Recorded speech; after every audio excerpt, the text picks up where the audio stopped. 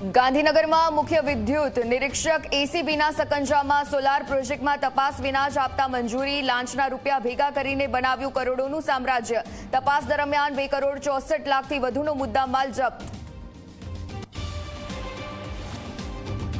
સાબરકાંઠાની પ્રાંતિજ નગરપાલિકામાં ભડકો, ભાજપના 15 કોર્પોરેટરોએ રાજીનામા આપ્યા। પાલિકાના પ્રમુખ અને તેમના પતિ સામે સભ્યોમાં આક્રોશ, અનિતા પંડ્યા અને તેમના પતિ સામે મનમાની કરવાનો આરોપ। જામનગરમાં ભાજપ કોર્પોરેટર મંજુબેનનો પુત્ર આખરે પોલીસ સકંજામાં। 2 કરોડ રૂપિયાના વિદેશી દારૂના કેસમાં ફરાર થયો હતો હિતેશ બાંભણિયા, પોલીસે ચોટીલા ખાતેથી ઝડપી પાડ્યો। જામનગરની જીજી હોસ્પિટલમાં રખડતા શ્વાનનો આતંક, હોસ્પિટલની અંદર આંટા ફેરા મારતા શ્વાન મોબાઈલ કેમેરામાં કેદ, રખડતા શ્વાનના કારણે દર્દીઓમાં ભય।